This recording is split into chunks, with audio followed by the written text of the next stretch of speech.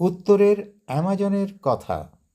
নমস্কার, আপনারা দেখছেন ইতিহাস, পর্যটন, পরিবেশ বিভিন্ন বিষয়ের উপর তথ্যভিত্তিক ধারাবাহিক চলার পথে অরুণ কুমারের সাথে।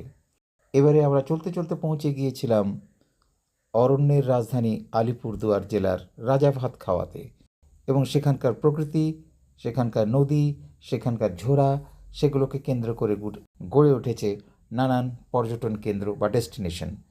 ঠিক এরকমই একটি জায়গা সিকিয়াঝোড়া। আমরা প্রথম পর্বে এ বিষয়ে কিছু কথা তুলে ধরেছিলাম। এবার দ্বিতীয় পর্বে থাকছে এই সিকিয়াঝোড়ার বাকি কথা। সঙ্গে থাকুন। সিকিয়াঝোড়াতে আমরা স্বনির্ভর গোষ্ঠী আমরা কাজ করি। আমাদের এখানে সিকিয়াঝোড়াতে আসলে পর্যটকরা দেখতে পারবে, ওনারা যে ঝর্ণা আছে আমাদের এখানে, ঝর্ণা দেখতে পারবে। এই সিকিয়াঝোড়া যে বোর্ড আছে, বোর্ডে যাইতে পারেন ওনারা। নদী আছে, নদীতে বোর্ডে যাইতে পারেন ওনারা।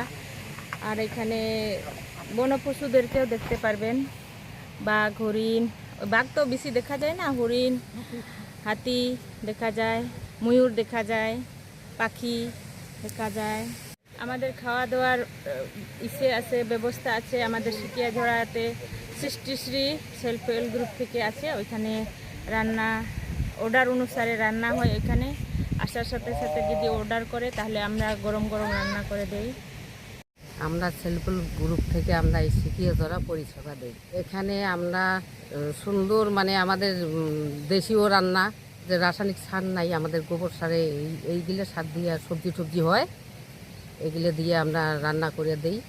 চিকেন হয়, মাটন হয়, তারপরে ডাল, সবজি এগুলো, আর মাছ, ডিমের কারি। নদীর মাছ তো স্যার আগে বলতে লাগে, তাহলে নদীর মাছ পাওয়া যায়। এই রুই আছে, কাতল আছে, শিং, মাগুর, চিংড়ি মাছ হবে, শোলও হবে, লোকালটা হবে আর কি। টিফিন, চা, পকোড়া হবে, ম্যাগি হবে, চাউমিন, মোমো, ওগুলো হবে। অর্থাৎ আপনারা শুনলেন, পর্যটকরা যদি এখানে বেড়াতে আসেন সিকিয়াঝোড়াতে, তারা কি খাওয়ার সামগ্রী পাবেন। স্থানীয় সেলফ হেল্প গ্রুপ মহিলা সদস্যরা অত্যন্ত যত্ন সহকারে জৈবিক সারে উৎপাদিত শাকসবজির দ্বারা তারা রান্না করেন, এবং স্থানীয় মাছ, চিকেন, মাটন এগুলোও পাওয়া যায়। এবার চলুন দেখা যাক, শোনা যাক এখানকার মাঝিদের কথা, যারা আপনাকে নিয়ে এই উত্তরের অ্যামাজনের বিভিন্ন জায়গায় আপনাকে বেড়াতে নিয়ে যাবে। চলুন। চলতে চলতে আমরা পৌঁছে গিয়েছিলাম সেই সিকিয়াঝোড়ার যেখানে বোটিং হয়, সেই বোটিং এলাকায়। তো পেয়ে গেলাম দুজন মাঝিকে, তাদের কথা এখন আমরা শুনবো। তো নৌকা চালাই আমরা এখানে মোটামুটি 40 বছর হয়ে গেছে, আমার 35 বছর হলো। এখানে একটা সরকারি একটা মাপ আছে, ওখানে একটা সাইনবোর্ড লেখা আছে, সাইনবোর্ড একটা দেওয়া আছে। আমরা ওই পর্যন্ত মানুষকে নিয়ে যায় সুরক্ষভাবে ঘুরে। ওনারা হাতি দেখতে পারে, হরিণ দেখতে পারে, বাইশিয়ান, নানান রকম পাখি টাকি দেখতে পারে, অনেক কিছুই দেখতে পারে। আমরা সরকারি হিসাবে আমরা আধা ঘন্টা ঘুরি ওদের সুরক্ষা ভালোভাবে দেই, ওরা যাতে কোনোদিন এখানে আইসা খারাপ না পায়। আমরা দীর্ঘদিন থেকে কাজ করতেছি। তারপর এখন তখন নতুন সরকার আসছে, আগে তো আমাদের ছিল 250 টাকা। এখন আমাদের একটাই আর কি সরকারের কাছে আবেদন থাকবে, যাতে উনি একটু আমাদের বেতনটা একটু করে।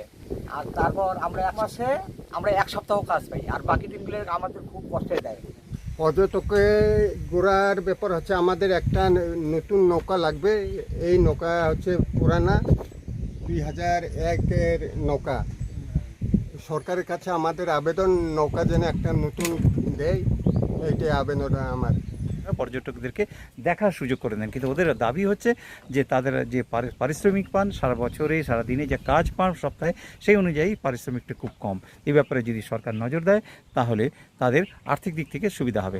আপনারা আমাদের সঙ্গে থাকুন, দেখতে থাকুন চলার পথে অরুণ কুমারের সাথে। আপনি যখন নৌকায় করে যাবেন ভ্রমণে, তখন এখানে কখনো কখনো আমরা বার্মিজ পাইথন, এই গ্রাসল্যান্ডগুলোতে কখনো ওয়াইল্ড বোর, হরিণ, কোটরা হরিণ, সম্বার, স্পটেড ডিয়ার, বার্কিং ডিয়ারও আমরা এখানে দেখা যায়। সঙ্গে থাকুন, দেখতে থাকুন চলার পথে অরুণ কুমারের সাথে।